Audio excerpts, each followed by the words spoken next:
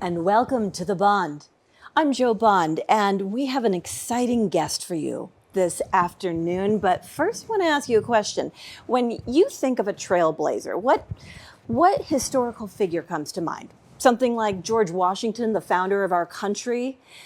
Or what about a trailblazer who in 1782 actually served in his military? Deborah Sampson. Deborah Sampson disguised herself as a man in order to fight in General Washington's military. She had skill and determination, which proved her to be a very valuable soldier.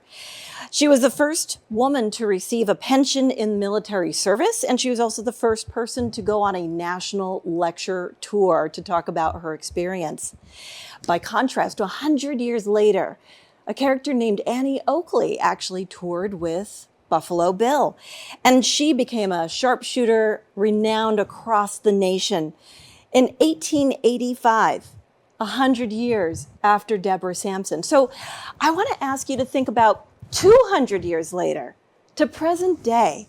Who do you think would be a trailblazer today? Who would be a role model that you could use to inspire you, to show you perseverance and grit, determination, and how to actually succeed against the odds? Well, today we're going to meet somebody who is going to be that role model. And her name is Rosie. She runs a company called Off the Track, and we're going to find a little bit more about that and a bit about her history and how she got to where she is today. And so with that, I want to ask, Rosie, can you hear me? I can hear you. Excellent. Well, thank you so much for joining us today. We genuinely appreciate it, and we are very excited to learn a little bit about your connection with horses and why you decided to become a jockey.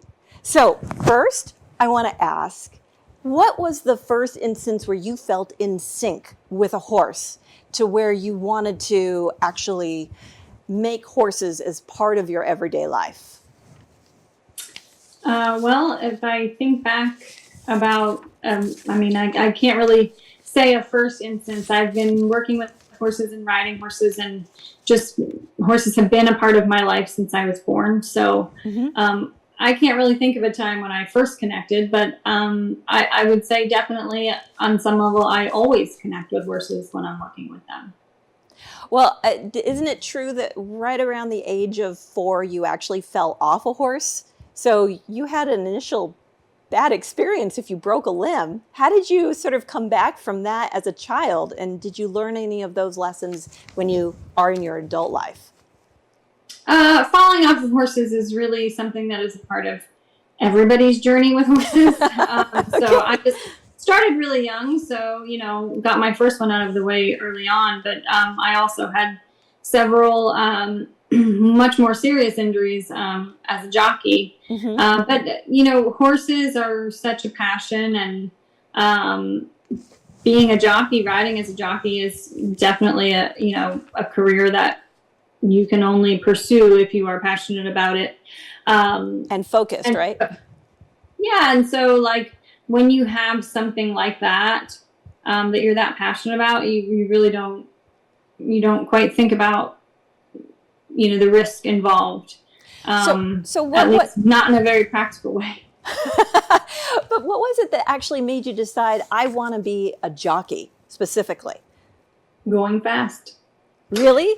Was just a thrill-seeking kid, and we did horse showing, 3-day eventing to be more specific, and I loved getting on and going fast. So my first exposure to racing was through pony racing when I was very young. I was 6 years old when my sister started racing, and I rode in my first pony race when I was 7. And pretty much since then, I knew that I wanted to be a jockey. So when you were a teenager, about age 17, is that when you started really focusing on, this is definitely what I want to do when I'm done with high school? Or I don't want to necessarily put your entire, I don't want to put words in your mouth, but I just sort of want to understand a little bit more about how you decided this is what I want to focus on. Like, what was that thing that said, now I'm going to clear the decks and really just be laser focused on doing this so I can be the best? Well, I made that decision when I was 13, but I actually rode Oh, my first professional race when I was 17, and I finished my junior year of high school and never went back, as I had really? a pretty successful first year of racing when I was 17. So did you do a GED to finish up high school or? I did. I did a GED, would have been like the spring of 2006. Mhm. So a little bit less than a year after I rode my first race. Wow. So what tips would you want to give to other high school girls that might want to follow in your footsteps? Do you have any sort of philosophy that you think would inspire them or how they would handle obstacles? Because you clearly had to deal with a lot of obstacles. Well, here's what I say to that. Okay. Whether it's a teenage girl or however old they might be, and whether it's a girl or a boy or whoever, Uh-huh. I think it's really important for young people to realize that. I guess what made the difference for me. Uh-huh. There's a lot of young people who go about pursuing something, and their determination and their grit to overcome obstacles Mhm. is second to none. I think what made my career so special and what set me apart Mhm. from many female jockeys who have ridden before me, after me, is that I didn't see obstacles. So, the difference being I didn't see as if there was anything holding me back. Okay. Rather than I'm going to overcome anything holding me back. I didn't see an obstacle. So it was really that mindset, which comes from, your programming from a very young age, Mhm. whatever programming you might have that says you can or can't do something. Sure. So part of that is, when I was growing up, from a very young age, I started competing on horseback from the age of 4. Mhm. But at that level, most of the competitors are girls. So, coming up, I think in that lifestyle, there didn't seem to, I was, also being 17, you're a little bit oblivious, you're a little bit naive. So, And so you were naively thinking that you could definitely move forward and nothing would stop you other than. I didn't see anything that was going to hold me back. So It just wasn't what I knew. And I was definitely raised with, the programming that you could go on and be whatever you wanted to be, and that you should be whatever you want to be. I think that's wonderful. That's a very nurturing environment. But did you have any issues with the other men? Because it's a very male-dominated field. Did you have any issues with the men or other lady jockeys? Did they view you as a friend, or is it more competitive because the space was so limited? So, the thing about being a jockey is you're not on a team and you don't have a coach. So, as a young 17-year-old, Mm-hmm. you are thrown right to the wolves. You ride in races with experienced professionals. You get a weight allowance to make up for your inexperience, which really does not make up for your inexperience. But it's every man for himself. So I think that sort of presents a challenge to any person, and it really depends on your your professionalism, your mindset, your perseverance, your resilience that will carry you through whatever challenges you may face. Sure, I did face things that men don't face. Sure. There are there are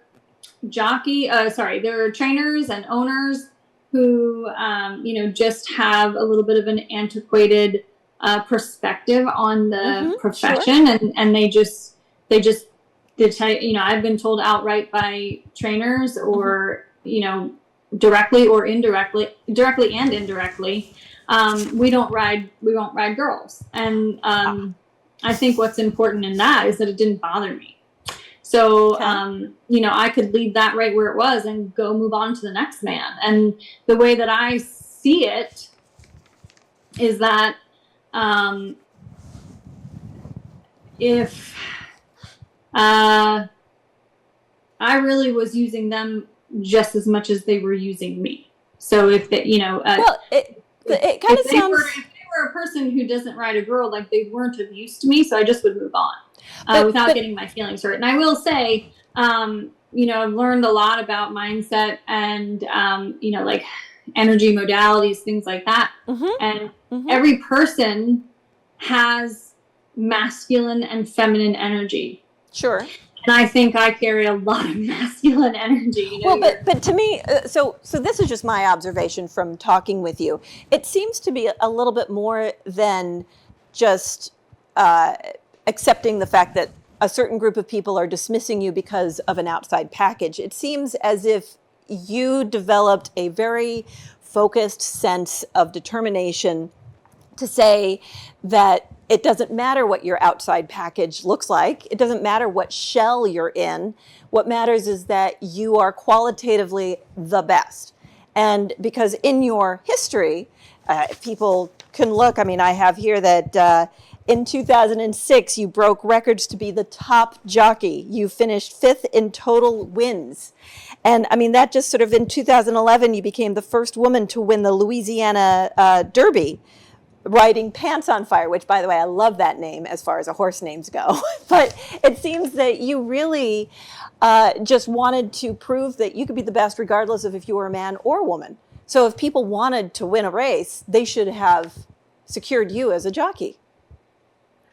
Yes, and you know, obviously starting out, you don't know that you're the best, and you certainly aren't the best. And there was even in my career where I know, I guess it was in 2012, I moved to the New York racing circuit, which has the deepest and best quality jockey colony in the world. Yeah. And you know, I went there, and I worked my way down the totem pole. There's so many good riders there. So that was more competition? More competition in the New York circuit? Okay. Not more, but just the best quality in the world. Okay. You know, the best riders in the world are riding there. So, like, you know, you're riding in a field of 12 horses, and you've got 12 very good jockeys. You know, even if they're not the top jockeys, they're still very quality, very good riders. And so, you know, I had to go through a little bit of a process of like coming down the ranks, because I was coming from, you know, a lesser track, and whereas less competitive, I mean by that, and I had to get better, you know, and so I couldn't move into that jockey colony and go, oh my gosh, it's because I'm a girl and I'm not getting the opportunities. Like that wasn't going to help me. I had to get better. I mean, they were better than me. And I said, well, I'm never going to get better unless I ride in this colony, because you can only be as good as who you ride with. The iron sharpens iron type philosophy. You got to be with. And at that point, I was very confident in my own ability. So it is, you know, it is securing opportunities from new connections, and that, you know, all plays into your professionalism, the way you conduct your business, the way you ride. I mean, the riding part was kind of the easy part, you know. Really? Wow. So it's a lot of politics involved, or? Oh yeah. Oh yes. I mean, you're, like I said, you're every man for himself. So it's like, it is very much who you know. You know, and what have you done for me lately is really like, you're only as good as the last race you won. So it can be very difficult in that way. And that's why it is so cutthroat and so competitive. And, you know, I think part of the reason that I had longevity is I never got to a point in my career where I felt like I could put less effort in. So you were always at 100%, full throttle, always go, go, go. I was always at 110%. 110%. Yes. Okay. So you. And I mean, I've had several people, you know, really close mentors and friends and family. You know, I may be like venting about something I was, you know, unsatisfied with, and they're like, you know, you can't win every race. And I was like, well, I can sure as hell try. Yeah.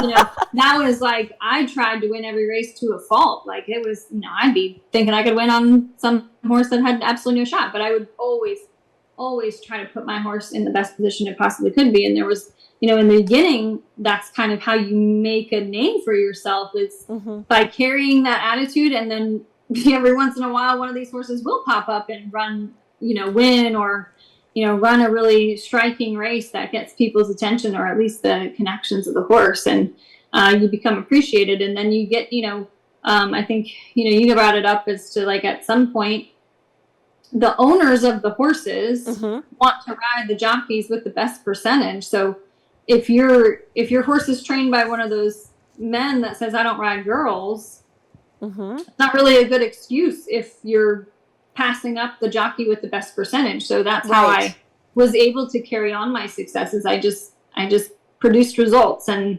like I said, I did not get ever offended by someone who, was ignorant enough to have paid more attention to the shell than what was inside the shell. But I mean, the results are numbers on paper. So that's what helped me. And that's what kept me confident. So when you were mentioning earlier about your connections, there's connections, but there's also the connection to the horse. So how do you develop a connection to a new horse that you get? Can you walk us through that process? An owner says, I've got this racehorse, a thoroughbred. I want you to run this race. What is your process for getting everything in sync?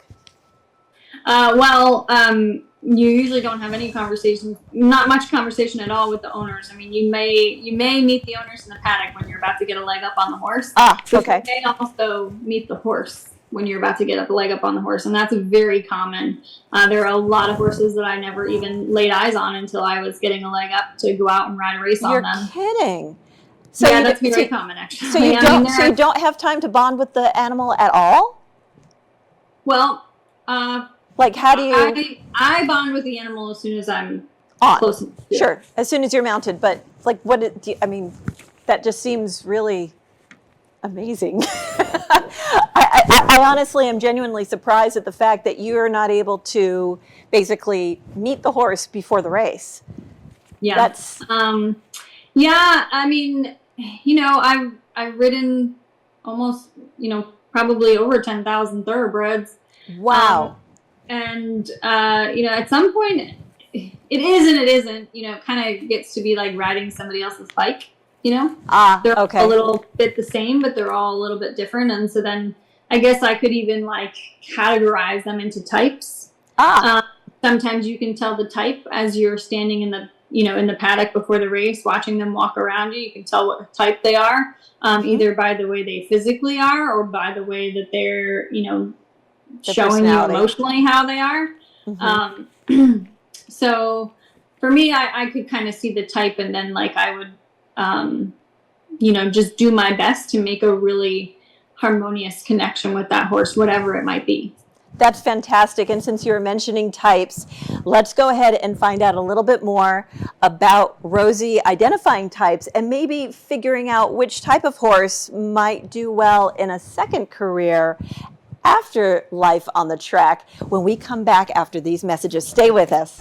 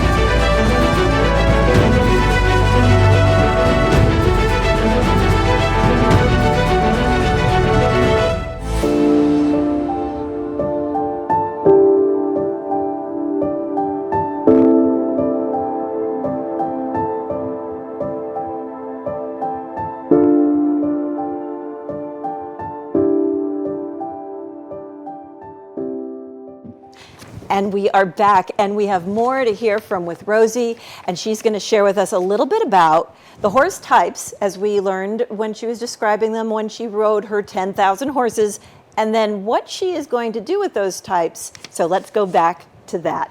Rosie, can you tell us a little bit about how you decided to actually take retired horses and do something with them? What was the impetus?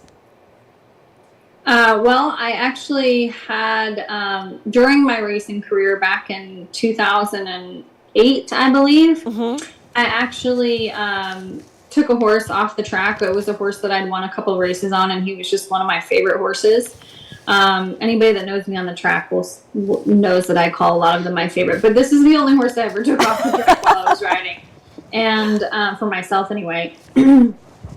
And so I took that horse off the track to retire him, just to have him as my horse. And I hadn't had a horse aside from, I hadn't had a horse of my own since I was a kid. And so I took him and retired him from racing, and I had my mom retrain him for eventing. Kind of just told her she could use him for her students or, compete him herself or whatever. And I just kind of wanted to come ride for fun once in a blue moon, whenever I had time, which was not a lot because I traveled so much.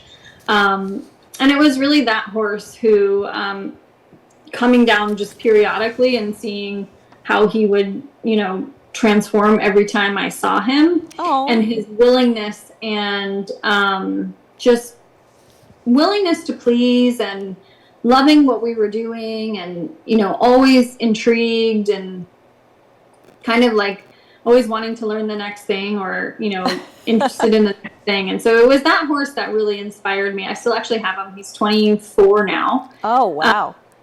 Yeah, so he's a very special horse, but he definitely was the one that sparked that, that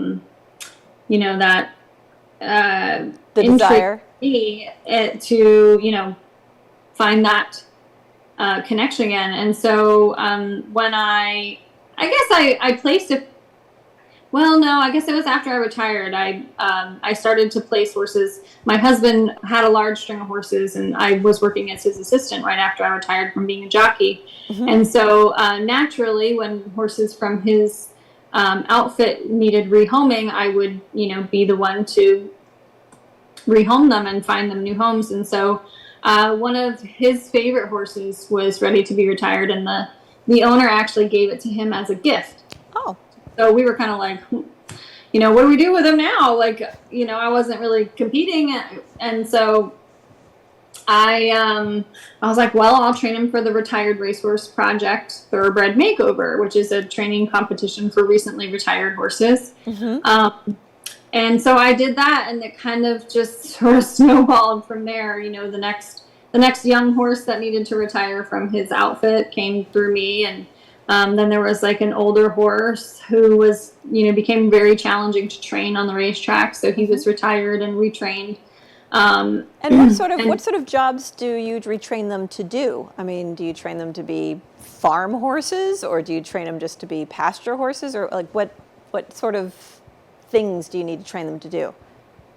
The Retired Racehorse Project Thoroughbred Makeover is a great example. They have 10 different disciplines. It's a training competition for horses recently retired from racing, and they have 10 different disciplines that you can compete in. So it's dressage, eventing, show jumping, hunter, competitive trail, polo, fox hunting, ranch work, and barrel racing.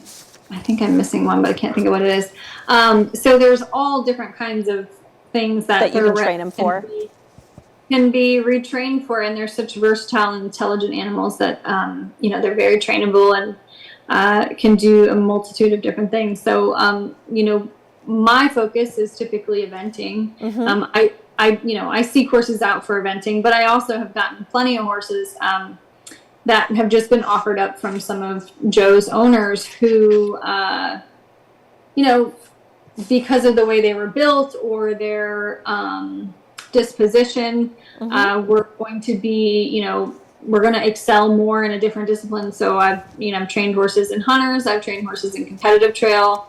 I've retrained horses for fox hunting, dressage, show jumpers. The whole 9 yards. Yeah, and eventing. So, So what do you think is a lesson that you've learned through all of this? Has it impacted your life philosophy, or has it made you give you any insight into this is the thing that really should change about treating racehorses or anything like that? the one thing that I think that they benefit from is that they're started at such a young age, and they travel a lot, they see a lot. And so when we get them off the racetrack, they've seen a lot of things. They have a lot of life experience for a young horse. And so I actually prefer to get one from the racetrack versus getting just a 3-year-old horse who has been living in a pasture for 3 years. The thoroughbreds, the racehorses have so much exposure to outside things and so much life experience that it's actually quite the benefit to get them off the track. And the retraining process is so rewarding because they are so they're like sponges, and they're so smart, they're so intelligent, they're so willing.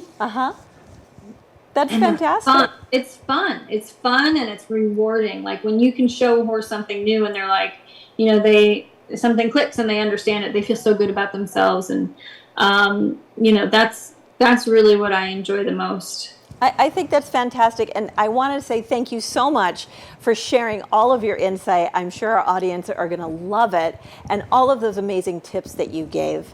So wanted to say thank you for coming on by, and I'm just going to address our audience and say thank you so much for joining us. As you know, Rosie has taken a difficult career and has made herself successful. And so that means that if you take a page from her lessons, she's going to encourage you to be courageous, determined, and focused. And remember that even if, like one of her horses, if you feel like you've outlived your current role, there's another second role waiting for you. And maybe you need somebody like Rosie to give you that inspiration, or maybe you want to actually secure one of her horses, and you'll be able to see the website to her company here on screen.